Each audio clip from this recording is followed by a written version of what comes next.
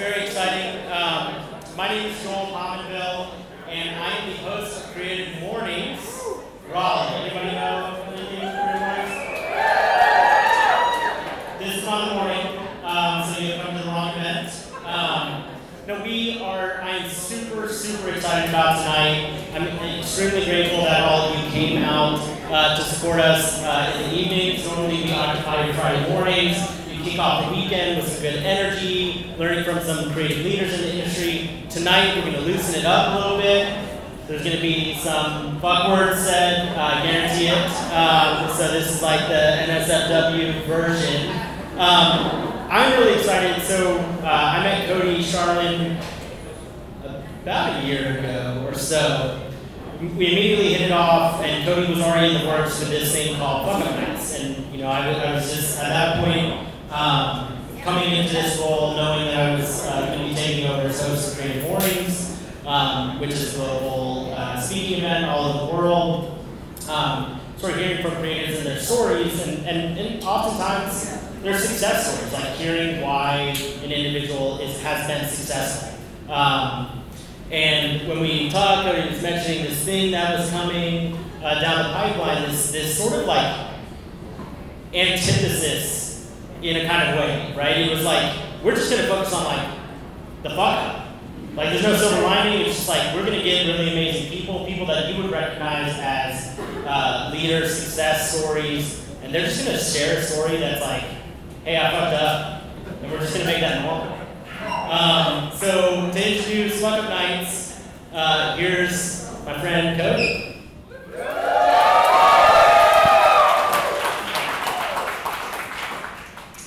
Hello. I'm so glad you're here. What an evening. Someone outside said, I'm so glad you combined this because that saves me going to 2 events this morning. Yeah, what a deal. And it was free. Joel, thanks for that. Thanks for the background on this.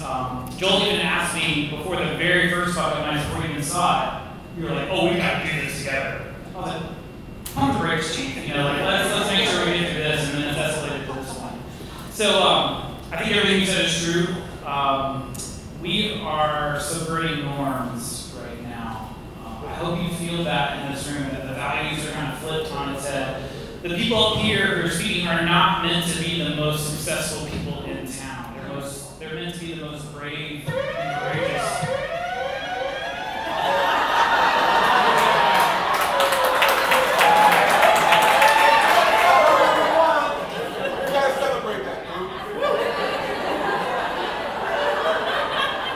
I'm going to get you that. I don't know how. That's right. This is TBS radio.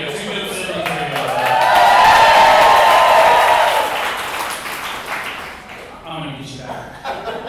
But they're meant to be the most brave and courageous here in town. Some might be successful, some might not be successful.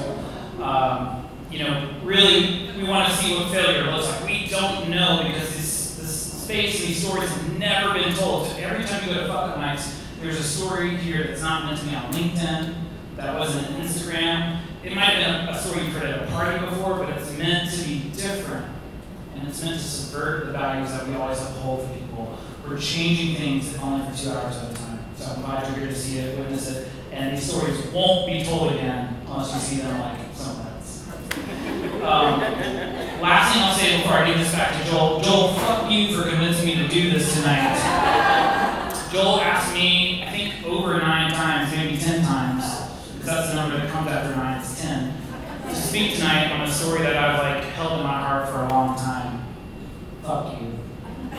Joel, let's get this started. So before we kick off into our speakers real quick, I just want to read a few things. Creative Mornings has a manifesto that we start every event with that I'm going to edit a little bit, but I'll read it. It's still important tonight. So we believe that everyone is creative. A creative life requires bravery and action, honesty and hard work. We are here to support you, celebrate with you, and encourage you to make the things that you love. We believe in the power of community, obviously. We believe in giving a damn. We believe in face-to-face connections, in learning from others, in hugs and high fives. We bring people together who are driven by passion and purpose, confident that they will inspire one another and inspire change in neighborhoods and cities all around the world. And everyone fucks up, but still, as Creative Mornings always says every single month, everyone is welcome. Welcome to all of you this evening.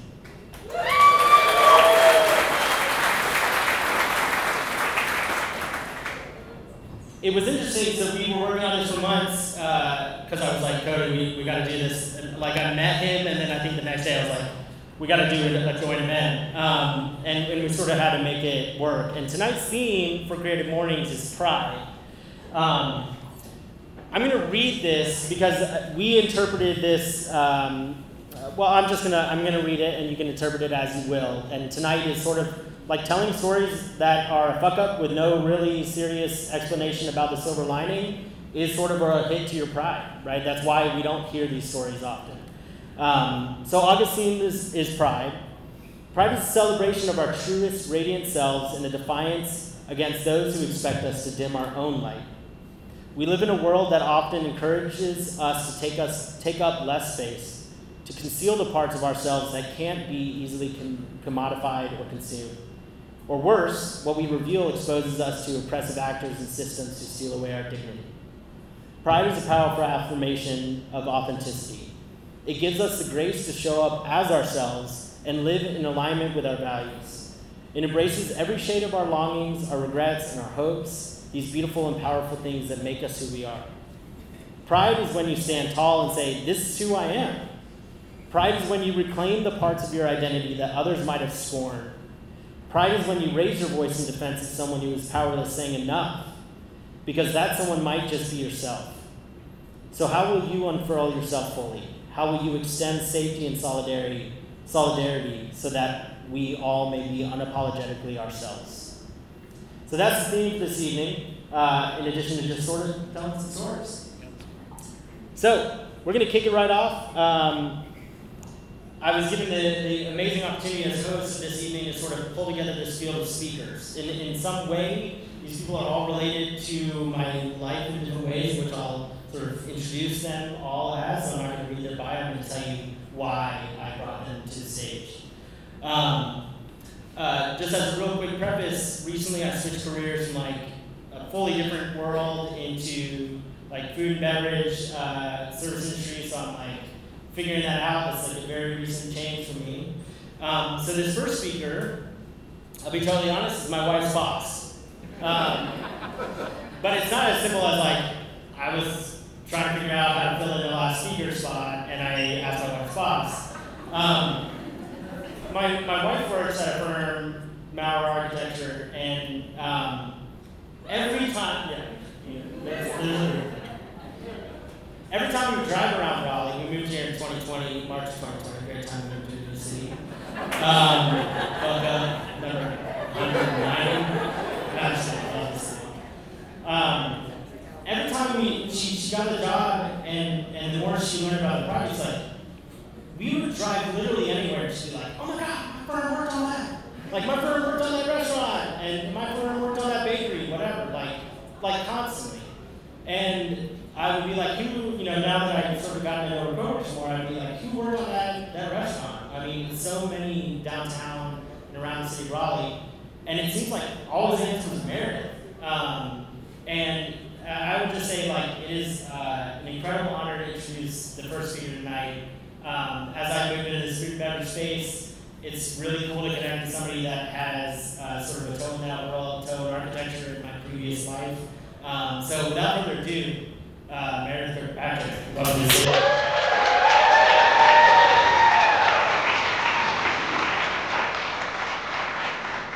How do I do this? Go down on that. You can figure it out. It's hard. It should be. All right.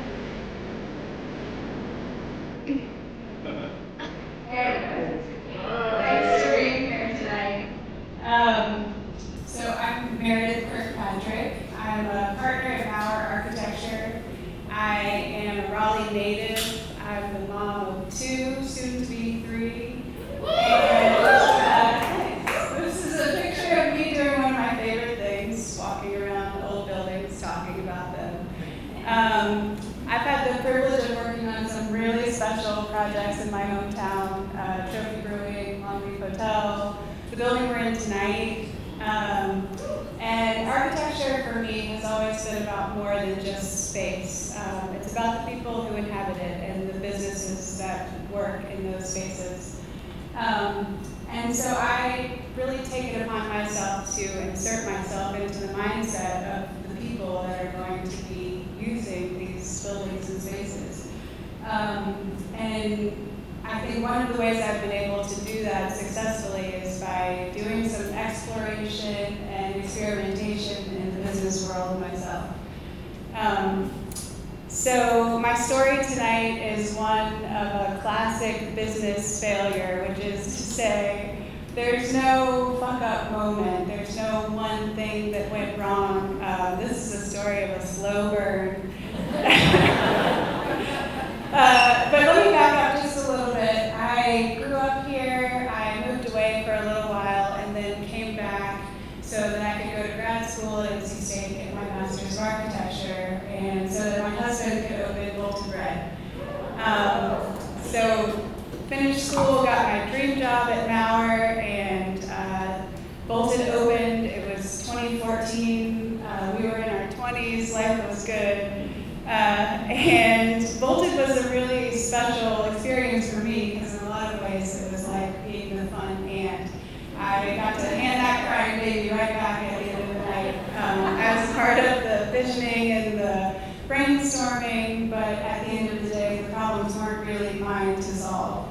But seeing this project come to life was really cool because it was this little retail strip on South Street, right on the edge of Boylan Heights. And the neighborhood just sort of came to life. And it was this sort of small-scale urbanism. You know, you could drop your car off with Mike at Men at Work and walk down and get a haircut at the barber shop and then come over and get a cup of coffee and a loaf of bread. And one of the things that I noticed in seeing this evolution was the space next door was vacant. And not just vacant, but like totally boarded up. It had this sort of haunted feeling to it. And it was a break in this lively neighborhood retail. And so like any good, restless, creative, Sam and I started brainstorming, like what could we do to breathe life into this space? So we called up our longtime friend and brilliant creative mind, Brian Costello, who was living in Texas at the time, and he loved this idea. He moved to Raleigh, and Holder Goods and Crafts was born. And it was amazing, and people loved it. This is us the night before our first opening. The shop was part retail, part gallery, part event space. And it was really special. The room constantly changed, and people really loved it. But one of the things about business is that they're supposed to make money. And ours wasn't. In fact, it was losing quite a bit. But that was never the point. That wasn't the reason we opened. This was a real passion project for all of us. And so we really focused on that. And, you know, sort of having these ideas and seeing them come to fruition. My mom was a partner of ours, and so Sam and my mom and I were all working full-time jobs outside of the shop. Brian was working full-time in the shop, and we were doing everything we could to push forward. We had our team meetings early in the morning so that I could make it into the office on time. And we loved every minute of it. We had these events regularly, art openings that were super successful. Great turnout, great sales, really fun. And it felt like if we could just do more of that, that was really the key to this thing working. So we really poured ourselves into it. And you know, those events took a lot of time and energy and promotion, and so we just sort of gave and gave and gave. And We did that for about 2 years, and then in 2017, my first son was born. He was mad.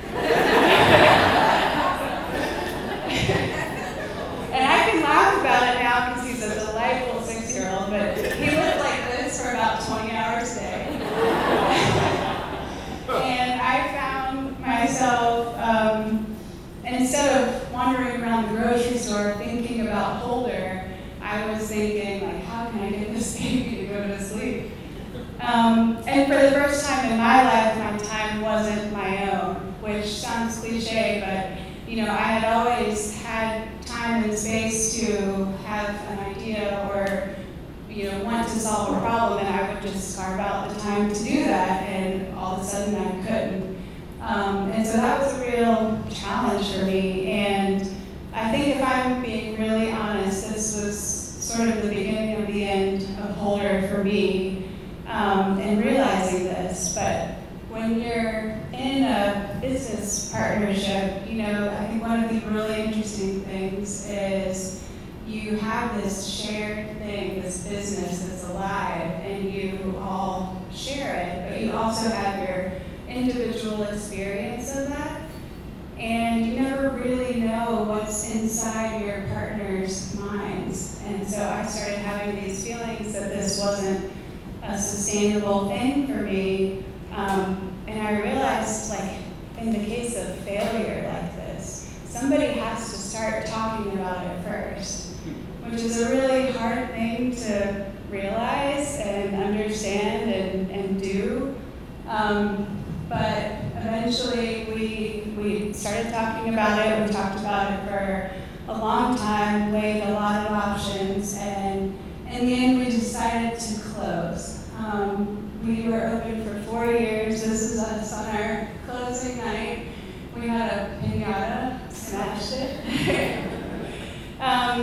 And you know, I had the chance to reflect on this closure process, preparing to be here tonight, and I realized that the group of us, we never really debriefed about this experience. And so, in a lot of ways, even though this was 4 years ago, it's sort of still alive. We're still going through this. And so this being here has actually given me a chance to talk to the others. And I think for all of us, it was a recognition of our own individual limitations. Mine was time and space, but I think we all had our own version of that. So this is us on the last night. I was about 2 weeks away from having my second son.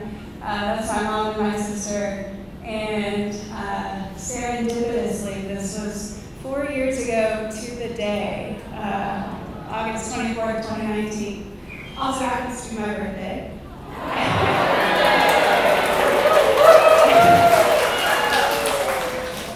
So here we are, smiling, failing, ready to wake up and try something new tomorrow. Thanks for having me.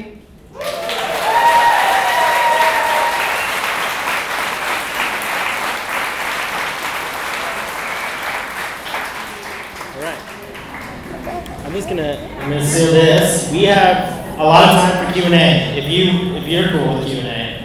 Totally. All right. Totally. Love Q&A. Yeah, okay. Q&A can wait. I think first we should sing happy birthday. Everybody cool with that? All right. I have the worst voice. You suggested it. All right. I'm going to sing again. I'll sing my voice. All right. Happy birthday to you.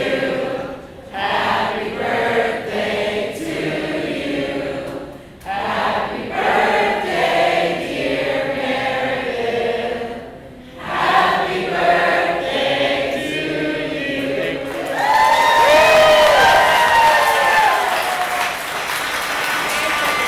What a treat that you would spend your birthday with us. This sounds like the worst birthday ever. All right, so Q&A is open. Who's got a question? And I will say, I have beer tokens. Hey!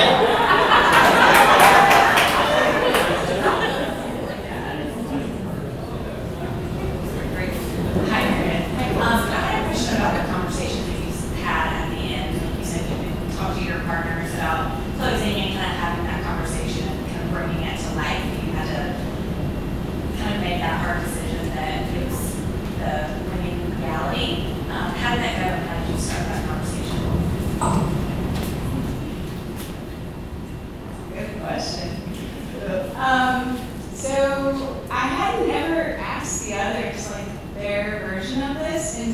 was getting ready to be here, and Brian and I had a long conversation about it. And his side is that he also felt it, and that's that weird part about the business where you're having like your own individual experience of it. So we started talking about it. Honestly, I don't know how exactly it played out, but We ran out of money. that's it. So he didn't have a baby. That wasn't his version of the story, but he also felt it. So I don't think anybody was surprised that we were needing to have this conversation. There was also the very real piece of it that, you know, the business is not sustaining itself. But we thought a lot about, like, do we split it apart? What does this look like? Because there's no roadmap for like how you fail. It looks different for everybody. And so we spent long months running through these different scenarios, like, okay, we could do it this way, or we could do it that way. And it seemed like the cleanest way to end was to let it have a clean sort of break.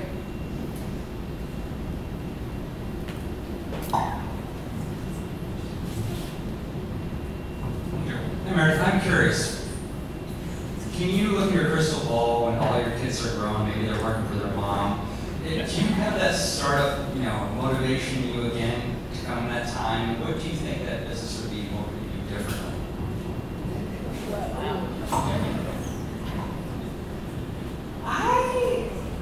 I think architecture is my business.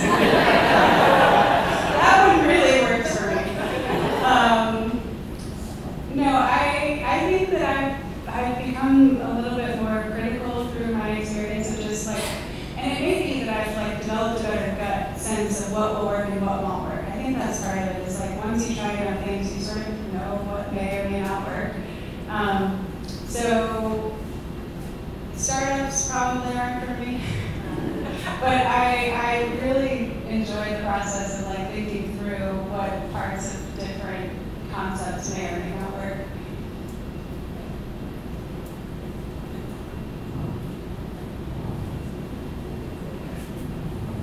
All these deep questions. I've got another deep that's really deep for you. The metaphor of smashing the pinata.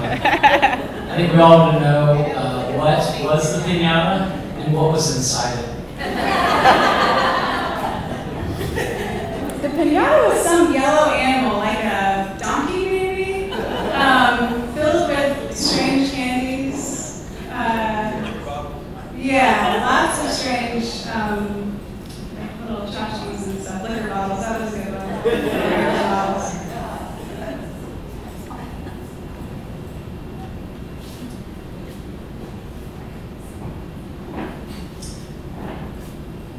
So I know that you had to frame this presentation as a failure, but it seems to me that things like you did don't happen if the world were full of people who were chastened by failures. I mean, do you regard it as a whole out complete failure? There were delightful times, weren't there? Yeah. No, I don't think of this as a failure. I actually, when Joel asked me, I sort of identified as maybe a recovering perfectionist would be the way to frame it. So fucking up isn't really something that I do a lot of. I've had plenty of failures. I fail all the time, but I don't really fuck up. So I don't think of this as a failure necessarily, unless you frame it as the business didn't work. That's a very clear failure.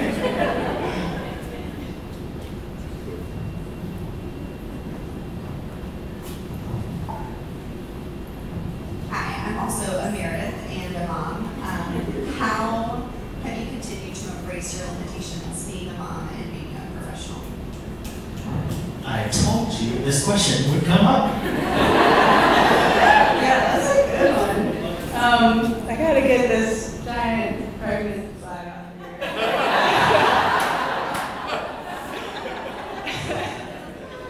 I am really strategic about my time.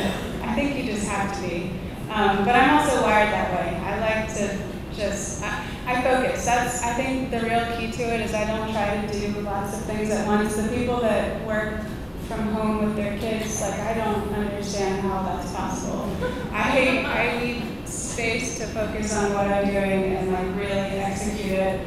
And then I do the same thing at home when I'm with them. I try not to be like also working at the same time. So making space, having a great partner is a huge piece of it. And then also lots of help.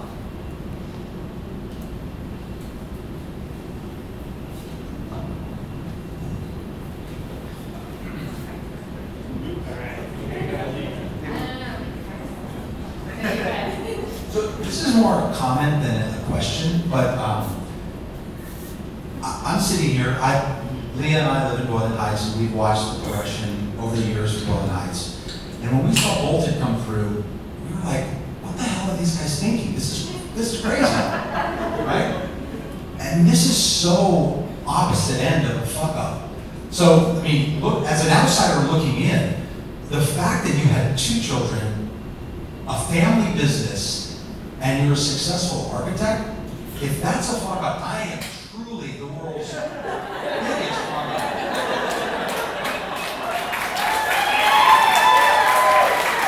So, kudos to you guys.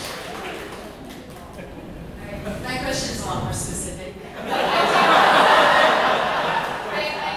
I would also say thank you for being there while you were there. It was a beautiful space. But I wonder, I'm interested in audience feedback. I wonder if you all were conscious of or actively listening to responses of people shopping or observing, and Costello's probably great at this, observing shoppers, talking to them about their experience, why they bought, why they didn't buy. Were your observations of the trajectory of sales also flowing from your clients, or were you all just sort of observing and looking at the cash register? Yeah, that's a good one. And I don't want to speak for Brian. I wish he could jump up here and talk to it because he was there every day. But he in this reflection admitted that one of his limitations was just being laser focused on like the vision. And in a lot of ways, that's what the shop was about. It was a real passion project and sort of a creative exercise for us. And retail, the money-making part of it wasn't ever really the goal. So I don't know that any of us were surprised that it didn't last forever because it wasn't really built to.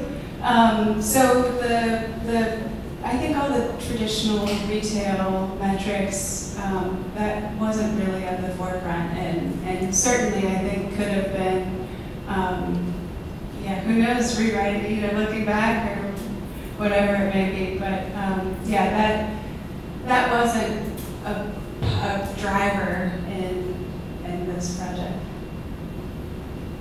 That's it, I think.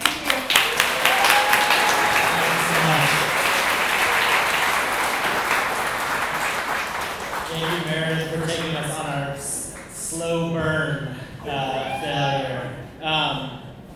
It really has been a treat to discuss this. I mean, not dissimilar, most of the speakers that I sort of reached out to, they had the same reaction, like, I really haven't fully dealt with this thing. Not like you're asking me to deal with this thing now and like have these conversations, but like I've sort of put that to bed. And so that's sort of a theme, I think, in a way. Oh yeah. You ready? Yeah. Yeah. Let's go. All right. So. All right. So the next speaker, I just want to say, as I sort of made this career transition, I was like, I don't know anybody in this industry, and I should probably like meet some chefs in town. And so another through line for my wife. Thank you, Marissa. Shout out Marissa, my wife. She had worked on Preeti's restaurant, and so I reached out to Preeti, and I quit my career, quit my job, and I was leaving Italy, and I was like, Preeti, like meet for chai? And she was like, absolutely. And we talked for an hour and 45 minutes. And at some point at the end of that, she was like, I have to get back in the kitchen. But it was so, I really appreciate your time that day. One little tidbit of advice she gave me was, I'm going into this career of cooking food for people. She was like, when you go to Italy, eat. Remember to eat. Remember to eat while you're out there. So anyway, all of that said, Preeti is just such a bright energy to be around. You all know it if you've met her. You know it if you've met her at a restaurant. Without further ado, Preeti Was. Thank you.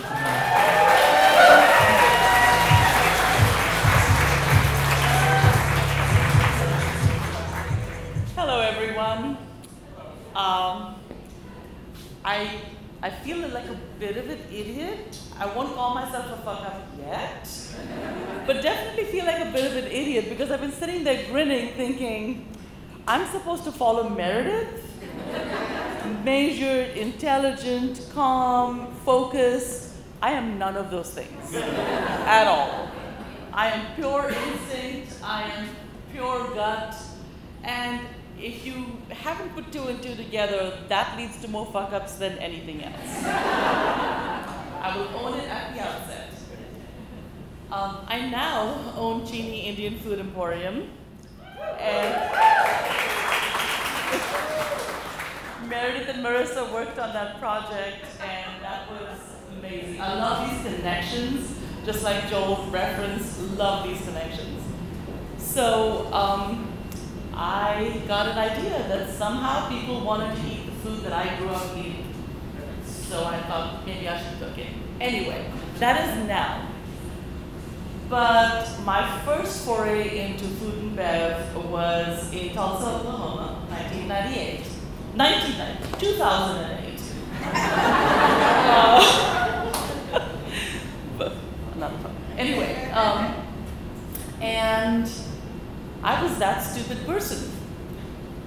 People would come to our house and they'd say, you're such a good cook, you should open a restaurant. And stupid me, I did. So I did open a restaurant. I had no idea what I was doing. I could cook, I was a good cook, but no idea what I was doing. Didn't have the money to do it either. So had a neighbor who had a lot of money. She wanted to open a chocolate business. We decided to go into partnership together. We put in our initial investment together, and then she decided she was done with it. Left me holding the bag, even before we started construction. So suddenly I had to come up with all this money, put all this work in. I had an 8-year-old and a 5-year-old. And instead of saying, you know what, maybe it's not a good idea to go ahead, I did. I did. It was almost like too late to stop that train at that point. Anyhow, the restaurant, quote unquote, succeeded. People wanted to come eat there. That's a success to me.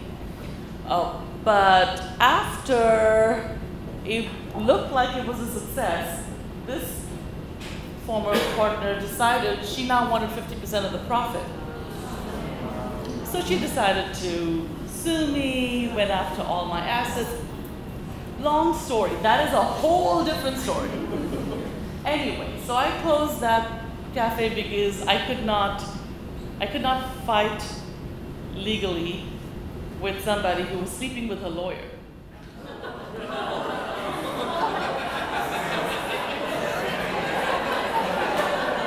Tell us that story. That's not my fuck up, that was hers.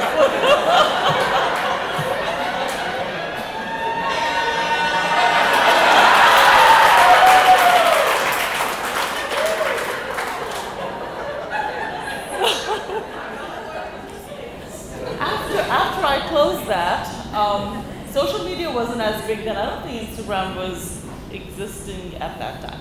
Anyhow, it became, if any of you are in the food and beverage industry, do you all know what an ego trip it is? When people tell you that they like your food, you will bend over backwards, do stupid things just so you can feed them that food again. I mean, it's stupid. I don't know what it is. Addiction? I don't know. Anyway, I kept feeling like I had to still do what I did. And so this opportunity came up to open up a tiny little retail store in a very pretty shopping center. The problem was this tiny little retail store did not have a kitchen. So I'm thinking, you know what, I'm smart, right? I will find a kitchen. I did. I found a kitchen in a basement that had been unused for about 4 years. And I thought, it has all this commercial equipment. It's a kitchen. I can bake there. I can cook there. I can do this. Tiny little problem. My rent was about to start. It was about to be due, my first rent after I set up this retail store. And I knew that if I was going to actually get this kitchen certified legally, it was going to take a while. So I was like, I am ServSafe certified. I know what to do. So I cleaned this stupid, filthy kitchen, set up all my stuff in there, and baked. And transported food to this retail store. Look at him laughing. He knows. and thought I was so clever because I beat the system. Look at me. Well, the health department paid me a visit and was like, hey, so we see that you're selling food. Where's this food coming from?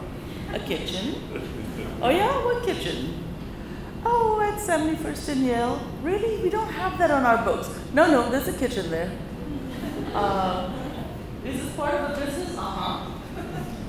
What business? Oh, I'm not allowed to say. I was 30-something years old. What was wrong with me? I was so stupid. Anyway, again, I thought I was beating the system. I'm Indian. We're like scrappy. We do things. Okay? I had my driver's license when I was 10 years old. So, I can do this. So, one day, it was a fall morning. I remember crisp morning, beautiful weather. For those of you who know the food industry, you know it is baking weather. It is when people want to eat all the baked goods. It was beautiful. And I am at this retail shop, and my staff shows up. They unload all of these baked goods and everything. I've stocked this case. It's looking great. The refrigerator is stocked. And a few minutes later, in walks the health department. 4 of them. And main guy, his name is Frank.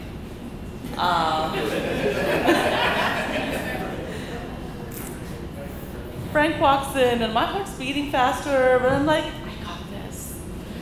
And he says, so, just so you know, we have been parked at the intersection at 71st and Yale since about 6:30 this morning, and we watched your staff bring all this food up from some unknown basement, load it in their car, and drive it over here, and we watched you unload it. You want to tell me again where this food came from? What kitchen you've been using? So needless to say, I was busted. He made me. He didn't do it. They didn't do it. They made me take every single one of those things and throw them in the trash. Every single thing. Exactly. Thank you. So I could say this was a fuck up. It was actually definitely a fuck up. I should not have tried to skirt the law, shall we say. But it's a fuck up I'll own. I own it 100%. And a little bit of background. I was advised to touch upon this background. when I opened the legal shop, Frank was the inspector there. It's also a small town.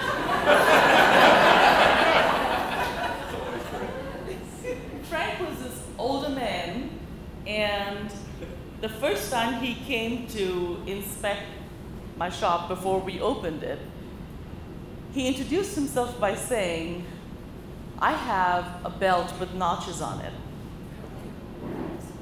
And the notches are for how many businesses I shut down. Yeah, asshole.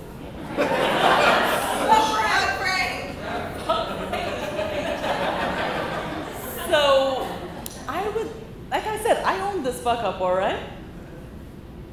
But I will also say that Frank had it out for me. I don't know, you decide.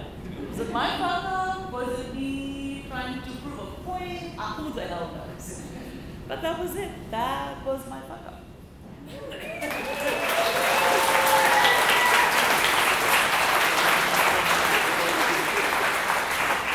All right. Get my beer token out real quick. Hey. Thank you. You're welcome. First question. I love winning something. First of all, not all attorneys are bad. As an attorney, I'm an intellectual property attorney though, so like, I work for God. But my question is, what did you learn from your fuck up? Like, did your fuck up teach you a skill that you use all the time now? To lie better?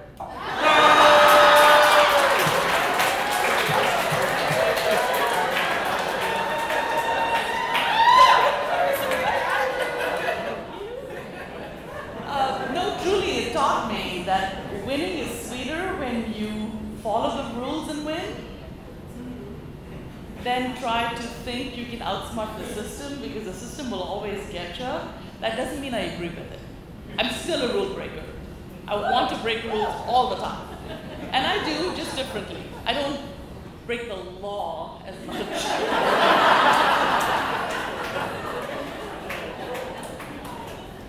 All right. Did Frank give you a fair assessment on your legal pitch? No. Although I will say, he could not find fault with it.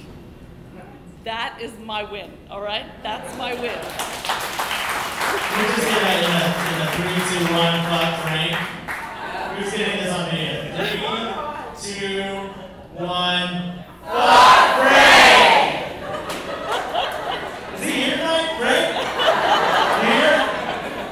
Is there somebody named Frank here? That would be good. Anybody else with a question for Preeti? Well, everyone's stunned. They can't think of questions. You just hate Frank. We're just all out here hating Frank. One more question. I see pointing. Yeah.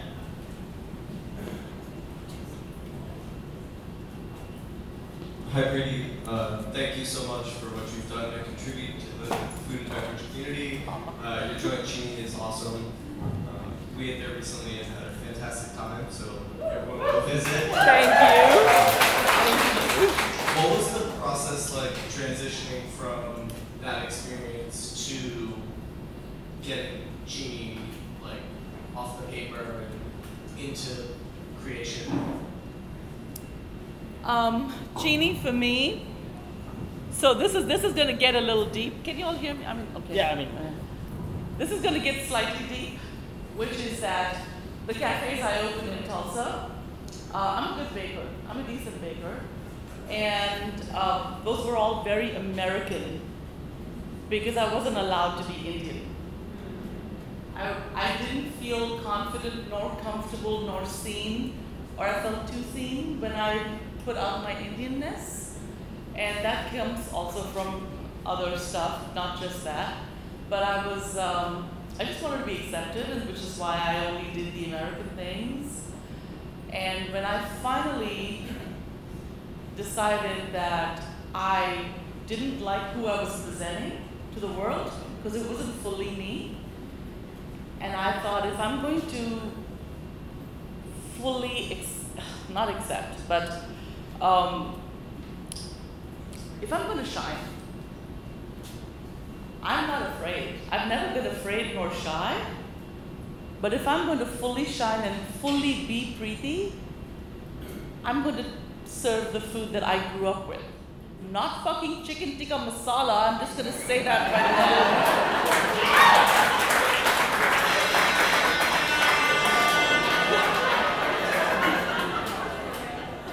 But real food that I grew up eating, food that I fed my children, and that came from the gut. When you talk about the gut, that came from the gut. That was, I'm going to try it, and if I fail at that, I will shut up and sit down. I haven't had to, thankfully. Thanks to you all. All right, thank you so much, Preeti. All right, so we are at... How's everybody feeling? First half? Good? You guys get some food? You get some ice cream? Anybody? Right side? Got some drinks out there? All right. We're going to say some thank yous, because thank yous are important, like on the regular. Like not just when you're up on stage, but like just say thank you to people. But I'm going to say thank you to some special people here. First of all, thank you to Trophy and Maywood Holly Garden for hosting us tonight in the studio space. They've been so kind to host us tonight. We're really grateful for the space. This is the perfect space for us to join up with Fuckup nights. Hope you got some beer back there. The next thing I want to do is I want to say a quick thank you to Brand Fuel real quick. So Brand Fuel, yep. So Brand Fuel is Creative Mornings' annual sponsor, fiscal partner, as we call them. They're not going to get up here and say anything. They want me to just move on. But actually, what I'm going to do tonight, and I failed to put a slide in here, but I'm just going to freestyle it, you know what I mean? As I'm doing this whole thing here. Is one thing that Brand Fuel does. So Brand Fuel is super involved in the community outside this, involved with a lot of nonprofits in town. And they've been a big partner of ours for many years. And they give a lot of love to me and our team. Our team is fully volunteer. This is a lot of hours, a lot of late nights that we spend doing this instead of that or other things. We talk about like not having our time to ourselves. Our time goes to Creative Mornings. And so does our entire volunteer team, of which I have like 9 or 10 other volunteers besides me. So tonight I want to recognize one volunteer. She has been, she moved here from Colorado fairly recently, in like November last year. She didn't know this happened, so. Shannon stepped into our team. I took over as host in November and needed some people on our social media team, needed to move some people around, and Shannon just like stepped in and just like started going all out. Like, I don't understand social media. I'm not trying to sound 92. I'm just 92 years old. I don't get it really. But I know that people do, and I know that people love it. And Shannon stepped onto our team and started just absolutely crushing it. Our whole team is amazing, but Shannon specifically, we're gonna give some love to Shannon. If you wanna come up here, I got a little baggie for you. Give some love to Shannon.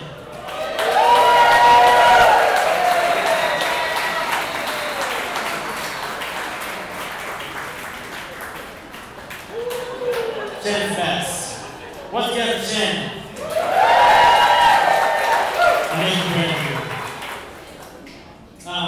Some other partners I want to recognize. Bowl Batch, slinging the good ice cream in the back. Vegan ice cream, I don't know if that's what we call it for those of us with weak stomachs. Thank you, Bowl Batch, for being out here tonight. Brightside Beverage Club, thank you, Jenny over here. We got some peach ginger action going on. Thank you guys for showing up and showing out. And showing us love. The Wandering Wolf, of course, Jake Wolf out there. Hopefully you got some dinner. Thank you guys for coming out. Also TDS Radio, always with the freaking sound effects.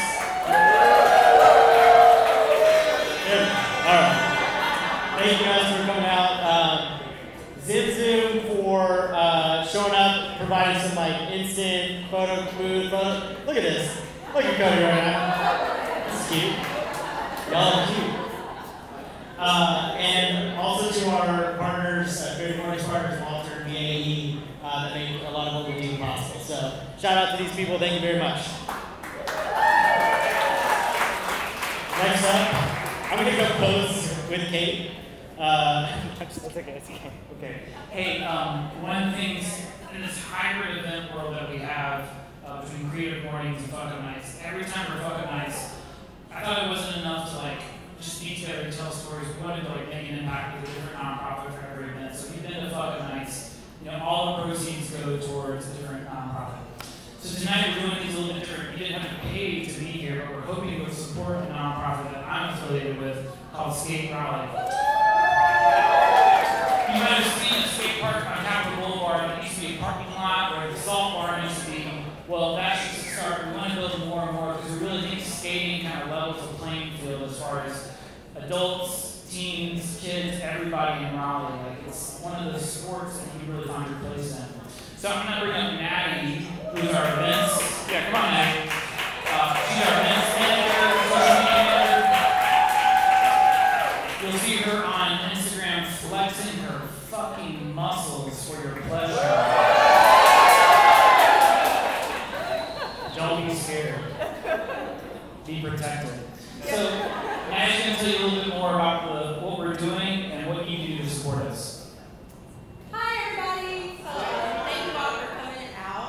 Fuckup Nights has a special place in my heart, so I'm really glad that Skate Raleigh is going to be benefited from tonight. As long as you guys scan this QR code and give back. So, Skate Raleigh, if you haven't already been, please go. We will be doing a lot more things coming up. We will be at Hopscotch popping up, so we hope that you come out. We're actually going to be doing competitions. We're going to have local rollerblader Chris Crowder out there doing a rollerblade competition. We're going to have Endless Grind doing a skateboard competition. Mongoose doing a BMX jam. Everything for anybody on wheels to come out and have a good time. But not only do we do things for the skate community, but we do a lot for the art community as well. So September 15th, you can meet the artists who will be painting our barriers at the park. We have a lot of local artists that have painted tons of murals around Raleigh. They will be the ones creating the art at the park. So you can come out and watch them paint, and then turn around and come back October 1st for an unveiling of the park where we will make it a skate spectacular. Skateboard, scooter, rollerblade, roller skate. One thing I've learned is please include everybody, okay? Rollerbladers are not roller skaters, okay? They are separate, and please separate them, okay? But you can come out, bring your wheels, and if you don't know, please stay in touch with us because we will be doing workshops, so you can learn how to skate on any of the wheels, or you can bring your kids out, and we'll even have a trophy out there. So if you don't want to skate, you can bring your kids and drink a beer while they do. Okay, if you don't already, follow us on Instagram at SK8 Raleigh. And also, again, scan this QR code, or when you go to our Instagram, go to the link and you can find more information on how you can donate to make sure that we continue to give a good, safe space for the skate community, but also for the community of downtown Raleigh as a whole. So yeah, thank you all.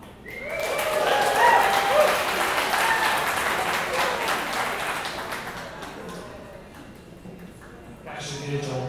Okay, breaking fucking news tonight. We have a new chapter of Fuckup Nights starting in Raleigh. My friends Ken and Kim, also known as TBS Radio, are starting up Fuckup Nights their own right here, right now.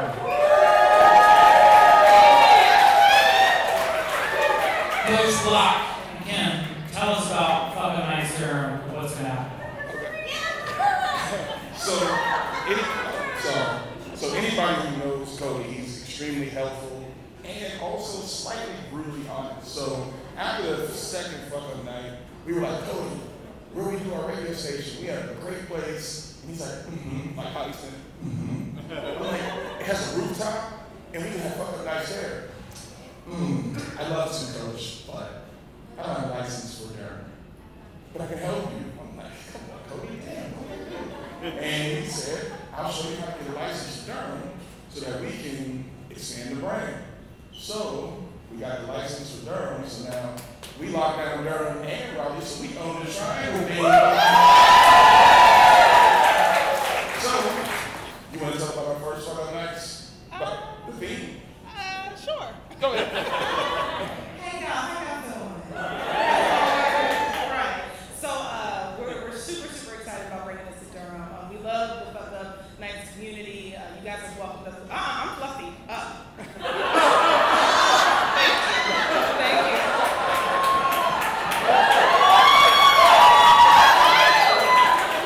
Not a good angle for a fluffy girl. So glad that you guys have welcomed us. I'm going to wrap this up really quick because we are on a tight schedule. But we plan on having themes for our Fuckup Night. And the first one is going to be about educators. And there are many fuck-ups in their field. So, in case you guys didn't know, many fuck-ups. So if anyone in this room is an educator or knows of an educator, we have one more spot that we are trying to fill before we go ahead and get the ball rolling for that. Chris. What? Chris! Yes! Yeah, there it is. We're full, we're booked. Great. Thank you. So, is the next one on the website? I'm sorry. So, if you guys want to listen to music, it's tdsradio.com. And then on Instagram and on social media, TDS Radio. So thank y'all for y'all support, and let's keep fucking up.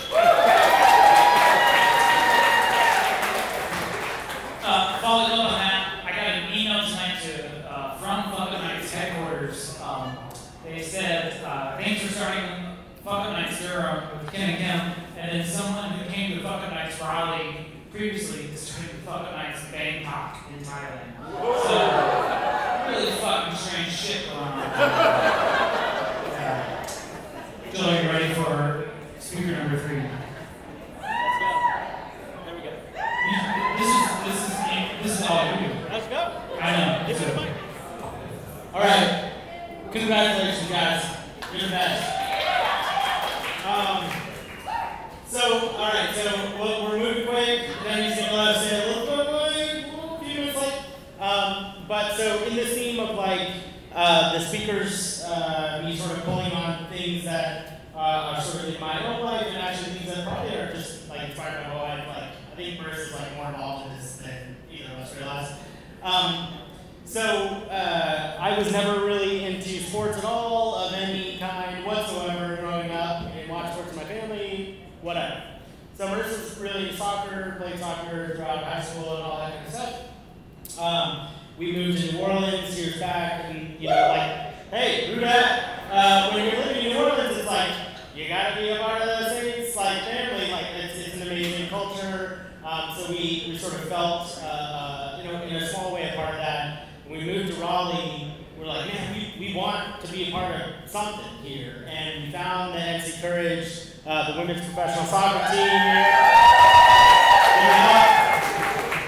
and became season ticket holders. Like we absolutely love going to the games. They're incredible athletes, an incredible team. It's an incredible family here in the Raleigh area, and I guess I owe that to Marissa as well. But what was interesting, like we were at a game, and what I was mentioning to you when we were speaking originally, like there's so much turnover. I know very little about like professional sports, but I was like, Brianna, we were at the game that you scored against Gotham, and all I know is that the speaker on at the game was like, just traded to the NC Courage.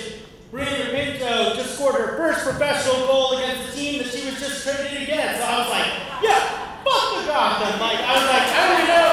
Like I just know that Brianna came from Gotham and she's now on our team and she just scored against them. And like I just feel like a lot of energy right now. And so that was like a really exciting thing for me.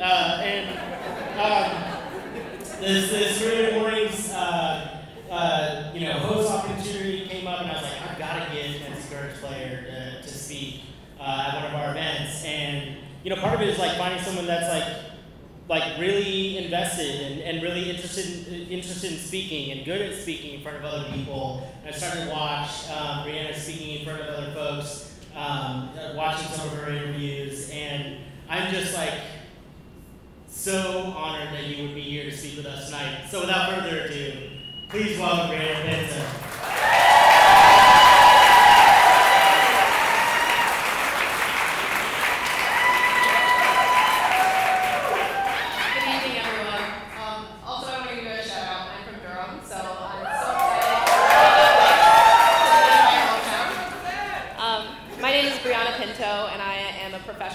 Player for the North Carolina Courage. And I am also a member of the U23 U.S. Women's National Team.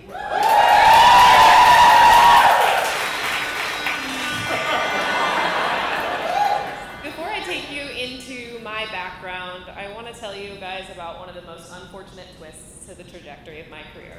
But full disclaimer, my fuck up is not a one-time thing. It's something that's been going on for quite a while. So in 2018, in Trinidad and Tobago, I was playing for the under-20 U.S. Women's National Team in the CONCACAF World Cup qualifying championship match against Mexico. Our joy was overflowing because we had qualified for the World Cup at this point, and next up on our list was to win this championship to assert our dominance over our region of the world. So the World Cup would be held in France later that year, and we really wanted to go out with a win in this final game. So in the 33rd minute, we conceded a goal, but we weren't worried. We had been down before. We knew that we had the collective ability to tap into our grit and find the equalizer. So we went into halftime, and we did a mental reset, and we committed to bringing more energy into the second half. And actually, in the 49th minute, I played a key role on a corner kick, and I made a slashing run in front of the goalkeeper to block her view, and the ball went to the back post. It was then redirected by my teammate back across the frame to our center back, who headed it in.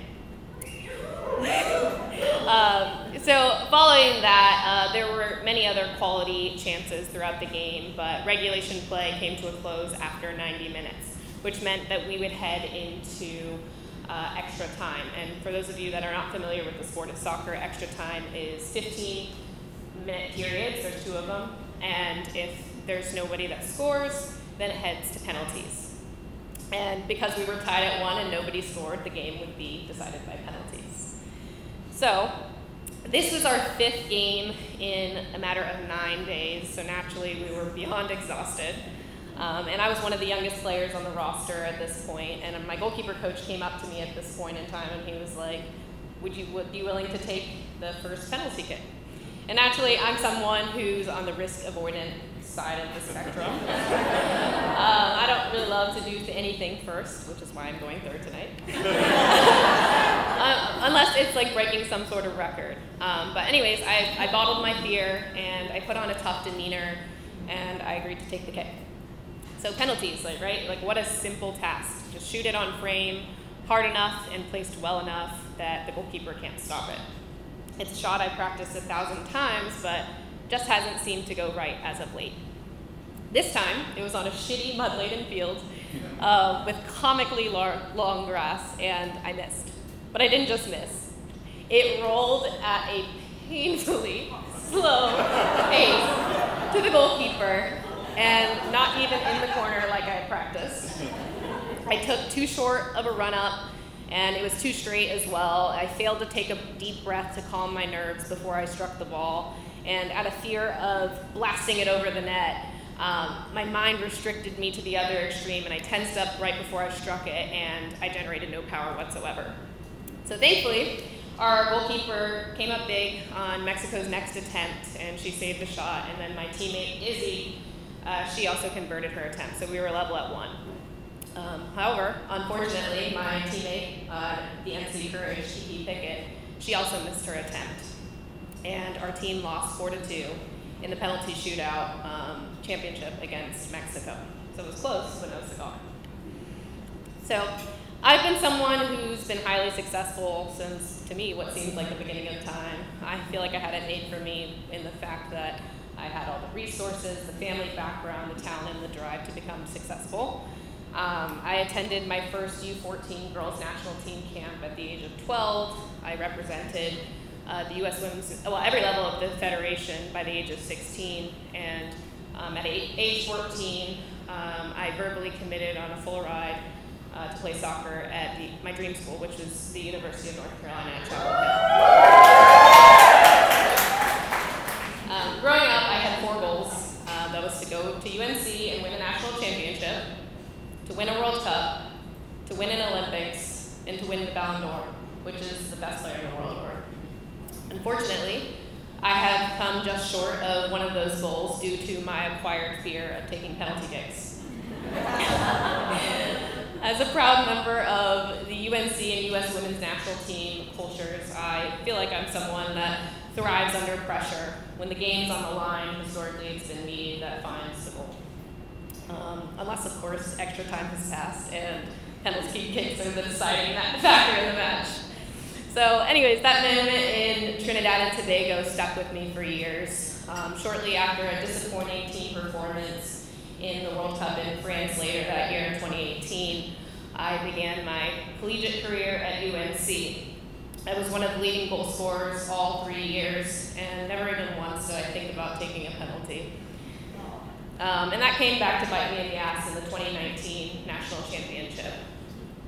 We did all the hard work to seek redemption after losing to Florida State 1-0, actually on my current home field, the year before.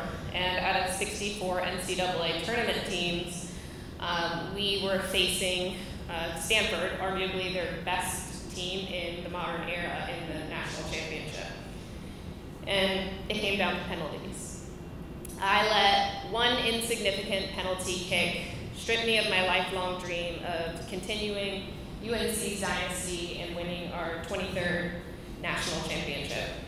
All because I was too afraid to take a penalty kick out of fear of letting my team down again.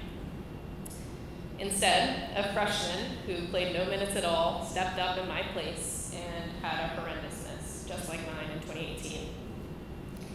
And do you know who scored Stanford's championship winning penalty?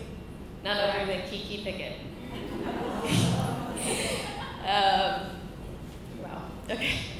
And this is the same girl that missed at the same time that I did and was able to learn from her mistake and,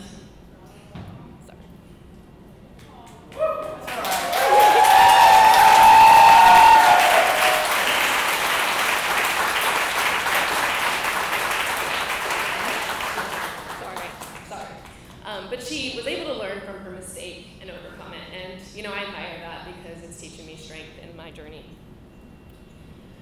But with that being said, in my journey in North Carolina, I went to 3 college cups and lost in 2 national championships in a semifinal. And unfortunately, that means that I came within 4 victories of winning 3 consecutive national championships, and I am now a part of only 5 classes in program history that never won a national championship. Since then, I was drafted 3rd overall in the 2021 NWSL draft by Gotham FC. And I've only had 2 opportunities to take a penalty kick since then. One was in an organized match against a boys team in our preseason scrimmage this season, and I came into the season ready to overcome this fear. And I got so confident in my routine to the point where I never missed in training. And I gained the respect and the belief from my teammates and coaches, and I was a team penalty taker. So, however, in a Challenge Cup match this past season against my former team Gotham, I stepped up ready to take the penalty kick, but despite being iced out a little due to a long VAR review, which is a video review, I remained confident. I counted out my steps, I evaluated the goalkeeper, I took a deep breath, and I went for it. And I missed. I shot it hard, but not far enough in the corner or low enough to squeeze by. And yet again, I am no longer the team penalty kick taker. I've been grappling with this hole in my game for years. I so desperately want to become clutch in the face of adversity and score PKs with conviction, but I haven't figured it out yet. I know that everyone misses at some point or another, and a perfect example of that is at the recent World Cup with the U.S. Women's National Team losing to Sweden. But what I do know is whenever I do get my next opportunity, whether that's weeks, months, years away, I will step up with an inflated sense of confidence and belief that I haven't seemed to earn yet. But I guess for now, it's only up from here. We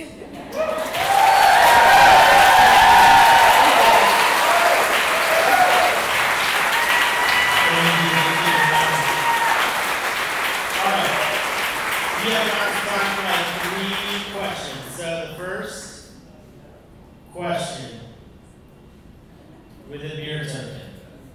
Yep. Yeah.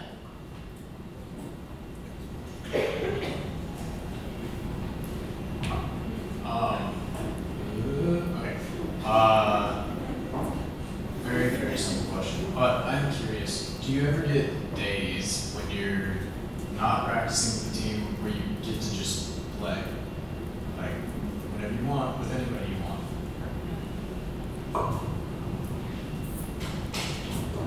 Get your steps in, Joel.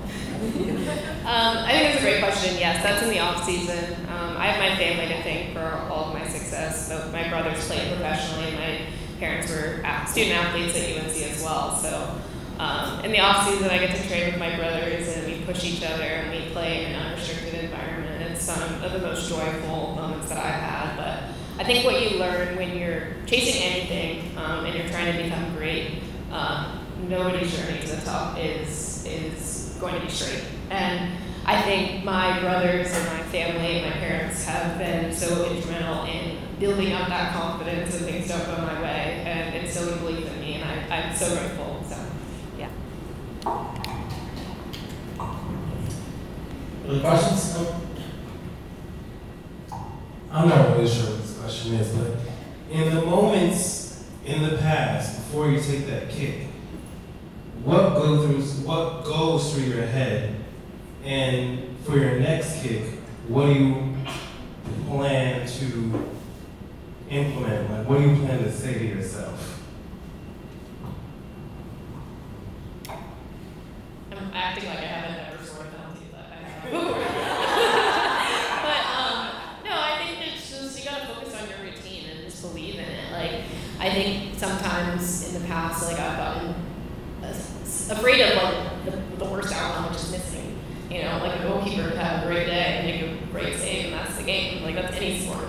But I think for me, like the next time I do get my opportunity, is step up with confidence and go exactly where I want to and hit it with pace, like hit it as hard as I can.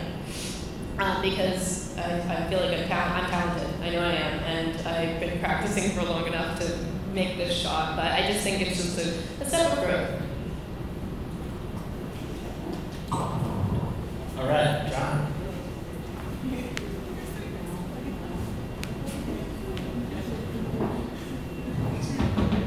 Hi. I'm so proud of you. That is so proud of you.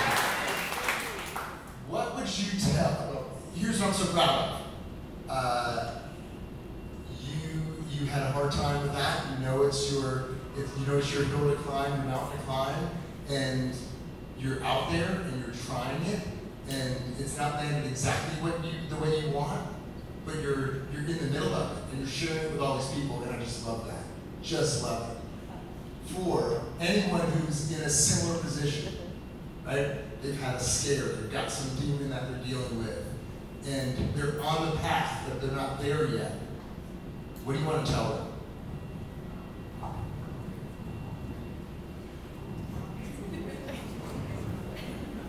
This is actually really liberating, like talking about this, because I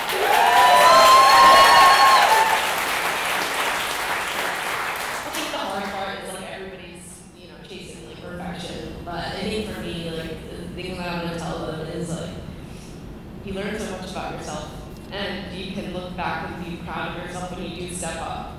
And the number of times you I think those are life lessons that even when my career does come to an end, I'll be proud of.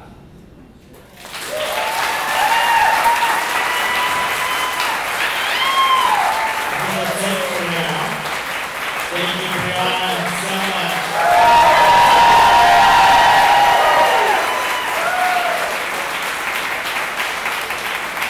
And I hope this is okay to share. So when we initially spoke about speaking tonight, she shared the story. And by the way, this is that tape, right? This is that moment. And similarly, she hadn't watched that tape since being asked to sort of speak about this sort of moment of failure, similar to not sort of addressing these issues. But when we were on the call, she shared the story, and I was like, well, you know, I didn't realize how deep of or big of a question it was, but I asked, you know, do you think you're bearing like the weight of an entire team on your shoulders, right? And we just like took a moment to absorb that, because whether you're playing professional sports or you're on a team that's doing sales or whatever, like there are times in which we sort of bear all of the weight on ourselves. And sometimes it's nice just like to come to Fuckup nights and like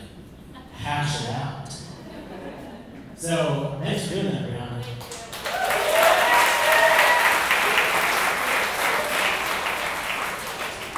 So last but not least, I am incredibly excited to end the evening with this. So Cody he's the organizer of Fuckup Nights, as we talked about.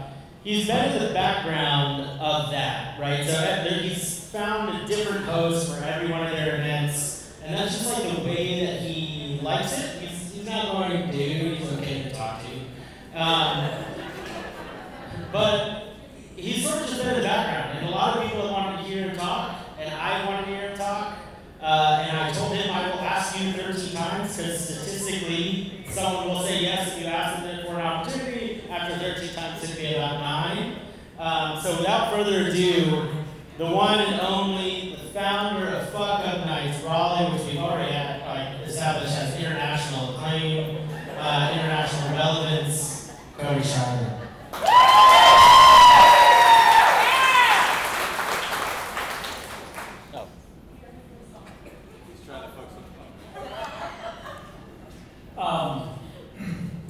Hey, a few thank yous. Meredith, are you still here? Gosh, you make Raleigh so beautiful. Thank you for Meredith. Well said. Like decades, generations are going to be better for what you designed. Thank you. Preeti, are you still here? You slipped out. I can't believe you. Fuck Frank! Fuck Frank! Fuck Frank! Fuck! Racists suck. And there you are. Yes, look at you. You feed the world through Raleigh. Thank you, Preeti. Thank you.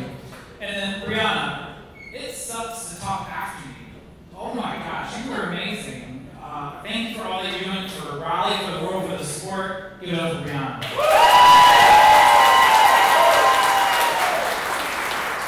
And then last few things, shout out to all the volunteers who were like the people standing behind tables. You made tonight happen. Thank you so much. Well done, volunteers. Thank you guys.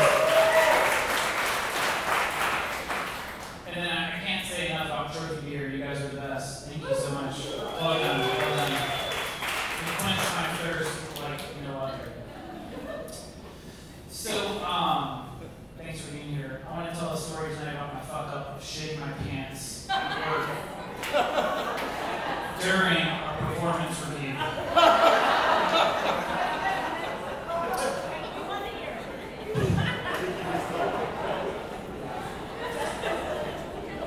So, a long time ago, the first fuck up of this story was I moved to Los Angeles to go to seminary in a place in a city called Pasadena.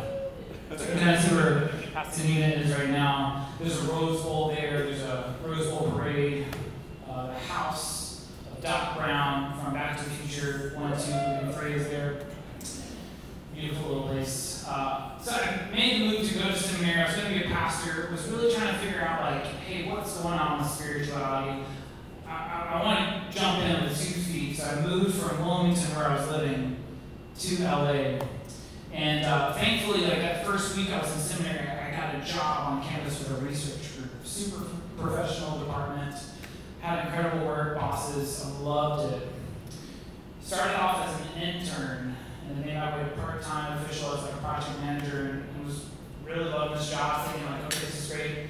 That whole first year, as well as I was moving from intern to part-time, I was dating a girl long distance from Pasadena all the way in Greenville, North Carolina, at a school called ECU. Is anyone familiar with ECU? Bunch of pagans. That was hard. That was really hard over the year, dating coast to coast, doing that. So, my first year was great. Don't fail any classes, keeping my job, progressing, and it comes up time for my performance review. So it was on a Monday, and the weekend before my performance review with my bosses was my girlfriend's graduation at the time. She was graduating from ECU, so I jumped on a plane from LAX to Raleigh, go to Greenville, and I get dumped on graduation. Who would ever thought like a girl from ECU would dump someone? It's just fucking crazy. But at the time, I didn't know that. I got totally blindsided, was heartbroken, thought I was going to marry this person. You've all been there, right? Like the person you keep trying to be with, you might not be with them. So it wrecks me. So that was a Sunday, and I had to take a red-eye flight from RDU to LAX and just land about a few hours before my performance review in Pasadena. And as you can see, it's not an easy way to get there. It's actually about 30 miles away from one another, those two cities. It's about 45 minutes. And after I get off LAX, plane, I'm starving. I couldn't see a wink on this flight. It was a red-eye. So on the way home to this performance review, I'm like gathering my thoughts, trying to get ready. Let's go get a coffee. Let's go get the biggest fucking coffee you can find. Not only that, let's go to Lucky Boy in Pasadena. They have the best breakfast burritos you've ever seen. In fact, it takes 2 people to eat these breakfast burritos. They come down the middle, they have like a ton of potatoes, cheese, bacon, eggs in there, and you dip it in ranch. And I was heartbroken. I eat my fucking feelings all the time. So, coffee, burrito, I'm good to go for my performance review with Kara and Brad. There's a caveat though. You see, this is downtown Pasadena off Lake Avenue.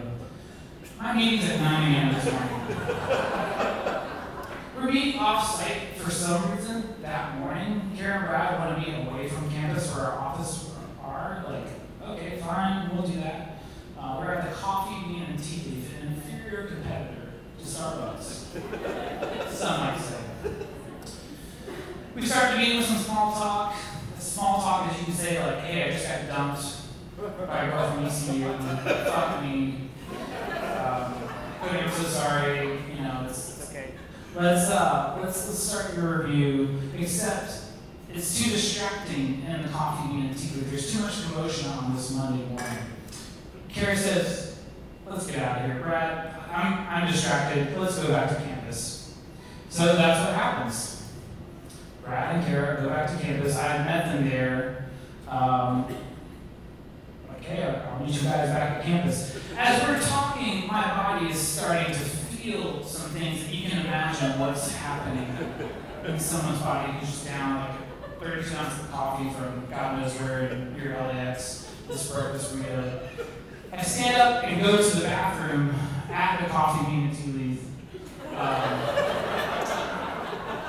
But guess what? The line is 4 people deep, as if someone has like also had the same plans at the same time in downtown Pasadena at the moment.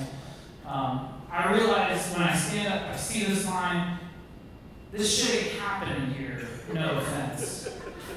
I've got to go before I'm able to take my place in line. So I leave the Coffee Bean and Tea Leaf, and I walk outside to my car. As I'm walking outside my car, my stomach literally is trying to escape my body. I'm looking down alleyways in this bougie part of South Lake Avenue. Where can I shit?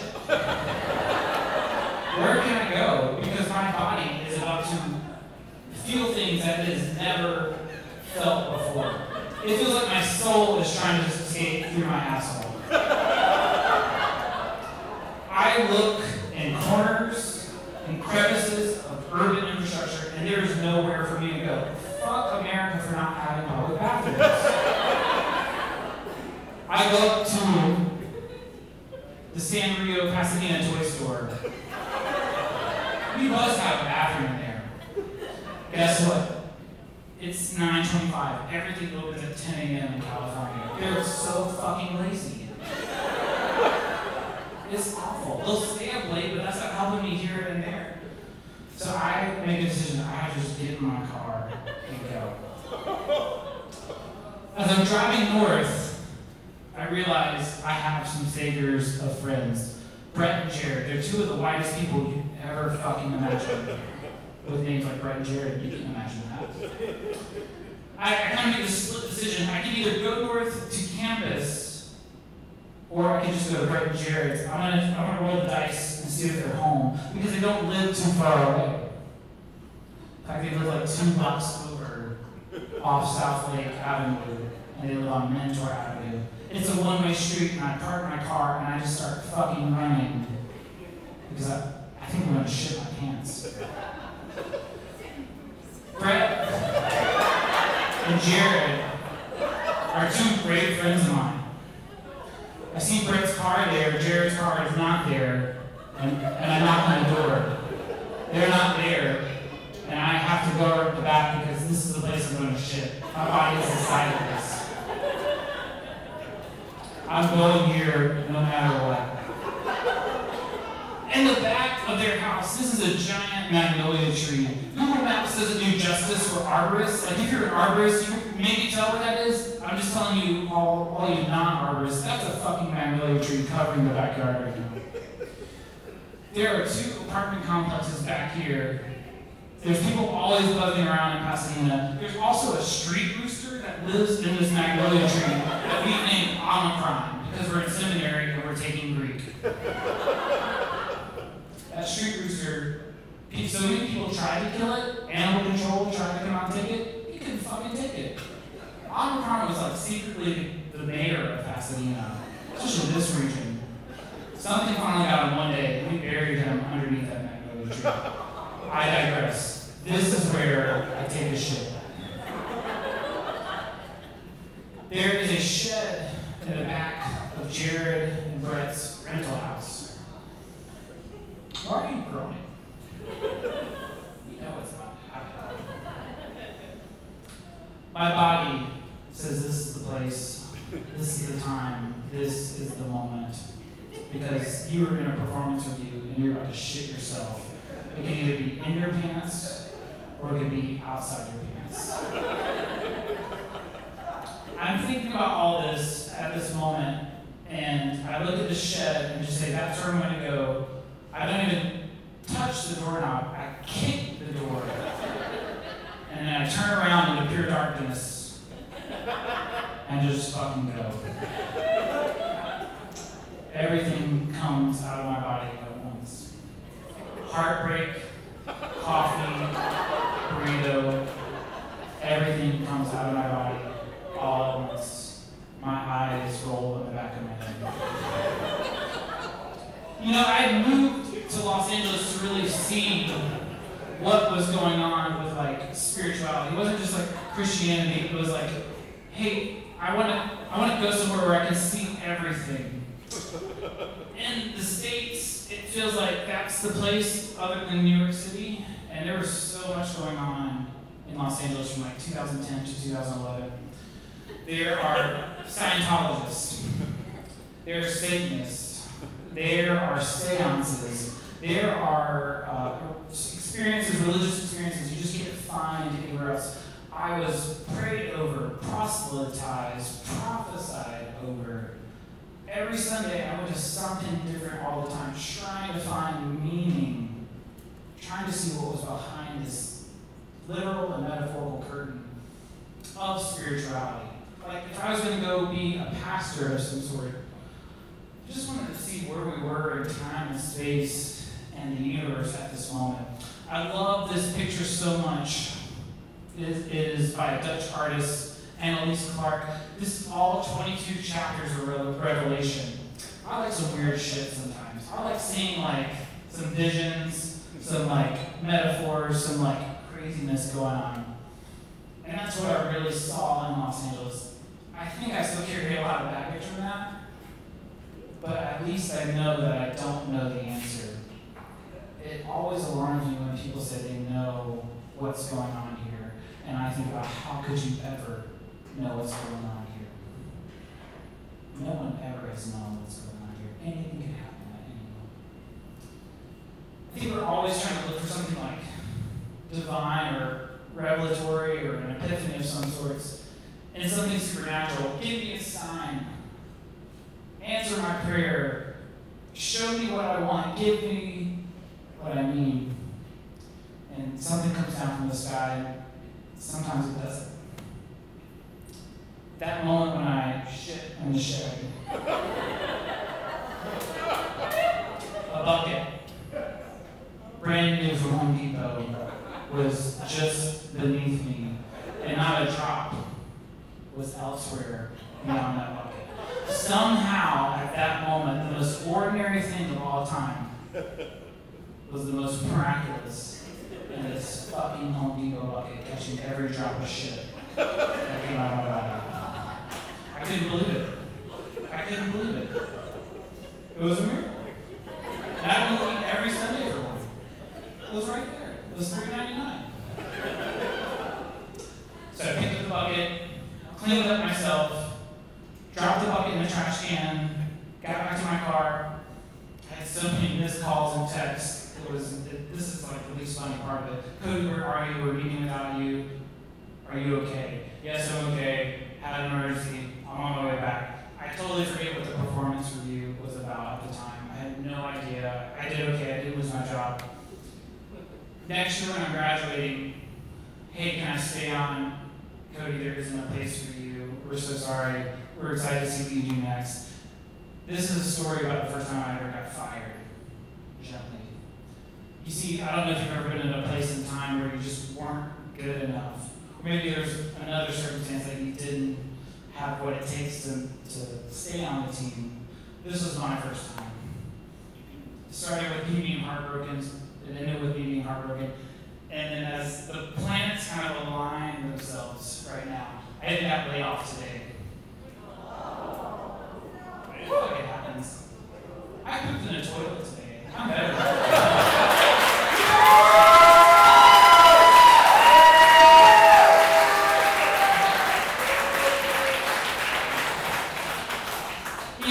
These things just happen. Sometimes they're so ordinary. And I think that was like, I was getting this story right. This is a story I've told so many times, and it like circulated around the seminary. Oh, Cody shit in the bucket.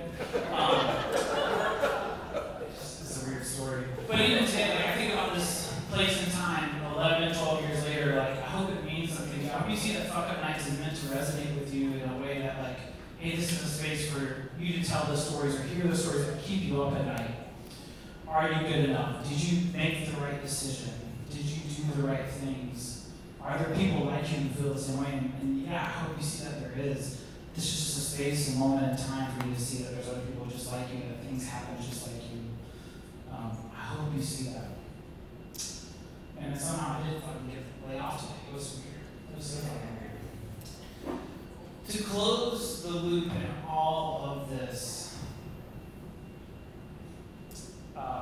there's one lesson learned here that I want to share with you. Never date anybody who went to Instagram. Thank you.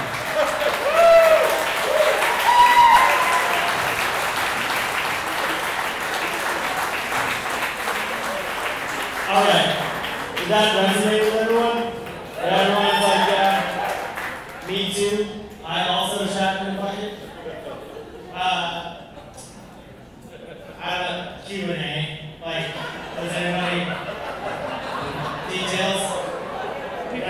We got 2 or 3 questions for you.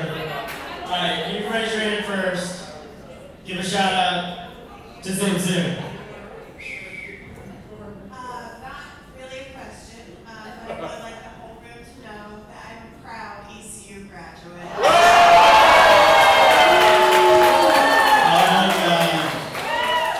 Go to the next one. Next question.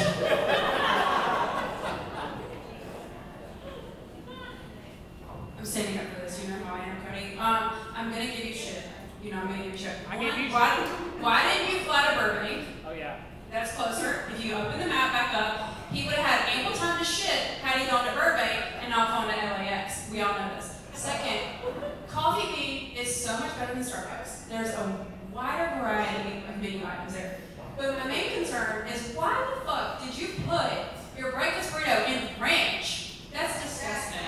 So, sorry everyone. But that's definitely why you shoot yourself. So, but we've all shot in a bucket, be it camping or whatever else. So I'm proud of that ingenuity, honestly.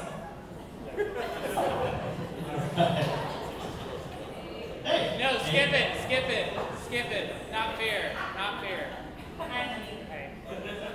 Okay, so I've heard this story once before, and I asked you this question, and you gave me a really vague answer. So now I'm going to ask it again in front of which is, what did you clean yourself up?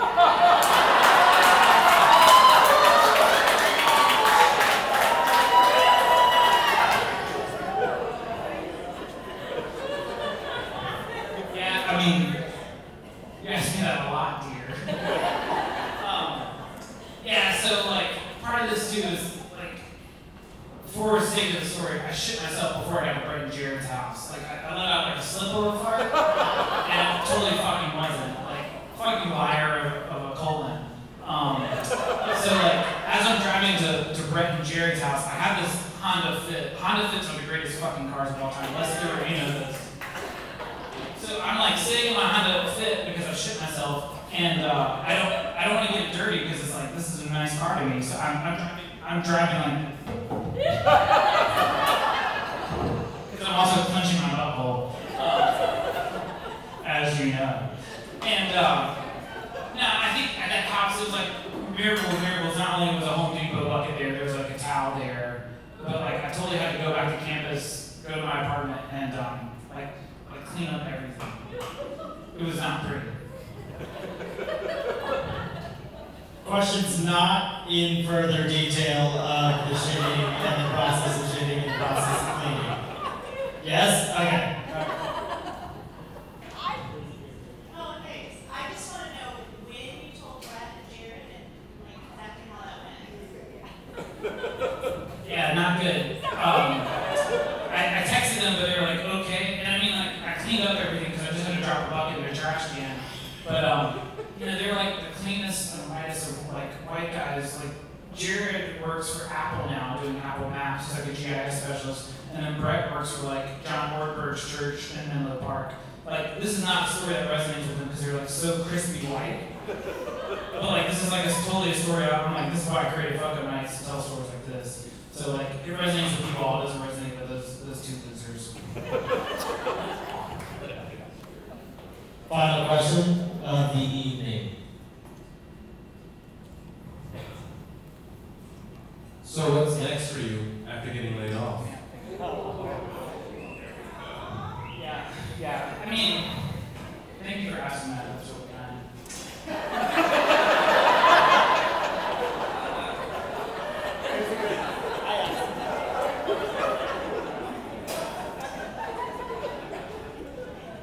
I don't know if it's time for me to start my own thing yet. Thank you. I've been fired 5 times before. So like, I got fired from 3 different churches.